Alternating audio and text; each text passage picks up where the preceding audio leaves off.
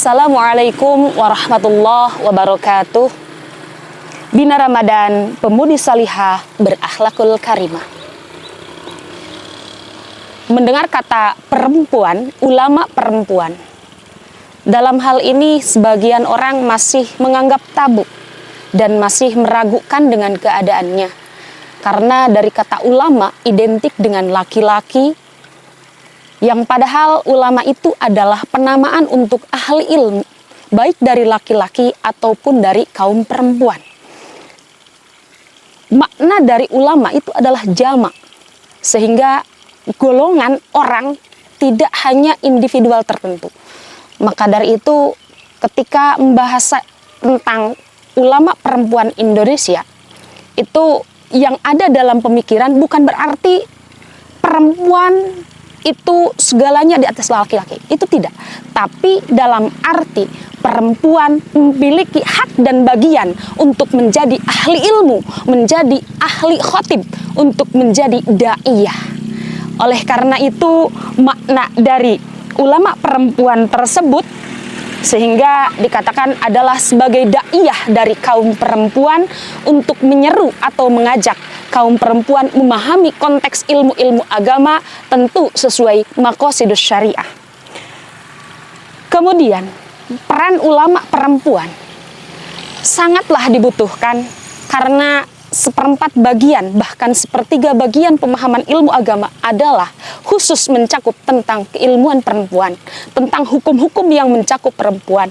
Sebagaimana kita ketahui bahwa Sayyidah Aisyah radhiyallahu anha adalah pemegang pemahaman tentang keperempuanan.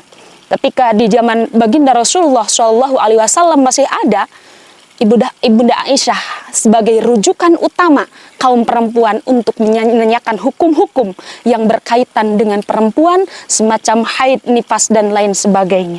Dan kemudian setelah wafat Rasulullah Shallallahu Alaihi Wasallam, Ibunda Aisyah tetap menjadi rujukan para sahabat ketika menanyakan hukum-hukum syariat yang belum difahami secara gamblang oleh para sahabat.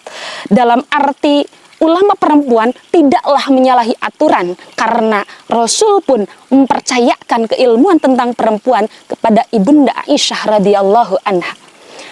Dan menjadi seorang da'iyah dari kaum perempuan menyampaikan ilmu-ilmu agama, keilmuan baik itu khusus untuk perempuan ataupun aspek yang lainnya, itu tertuang dalam Al-Quran. Allah berfirman dalam surat Al-Imran ayat 104, Bismillahirrahmanirrahim. Wal takum minkum ummatun yad'una ilal khairi wa ya'muruna bil ma'rufi wa yanhauna 'anil munkar wa ulaika humul muflihun. Al-ayah, sadaqallahul azim. Allah menyerukan bahwa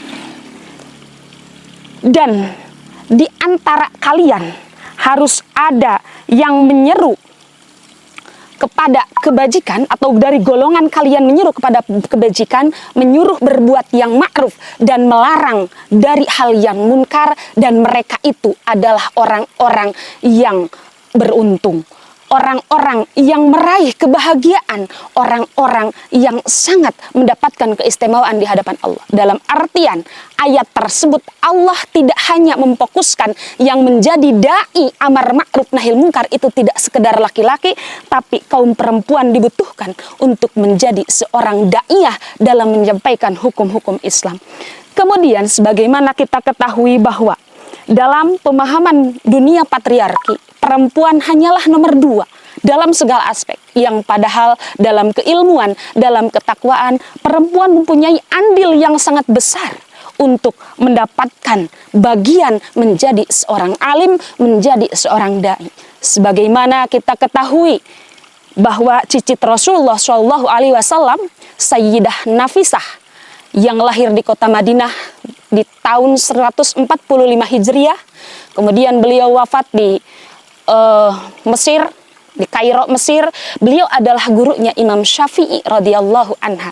Berarti keilmuan tidak ada batasan bagi kaum perempuan, bahkan keguruan tidak ada batasan, hanya laki-laki yang bisa menjadi guru menyampaikan keilmuan. Tapi bisa juga laki-laki berguru kepada perempuan, seperti halnya Imam Syafi'i kepada Sayyidah Nafisah. Di bulan Ramadan ini, maka warisan keilmuan adalah banyak pekerjaan yang menyangkut perempuan dalam hal-hal kajian keilmuan yang perlu disampaikan, dan untuk mengisi waktu-waktu di waktu luangnya, maka kaum perempuan banyak yang mengadakan binar Ramadan, dan itu adalah warisan keilmuan yang bisa dilaksanakan oleh ulama-ulama perempuan Indonesia. Hanya itu yang saya sampaikan. Wallahul muwaffiq ila aqwamit thoriq. Wassalamualaikum warahmatullahi wabarakatuh.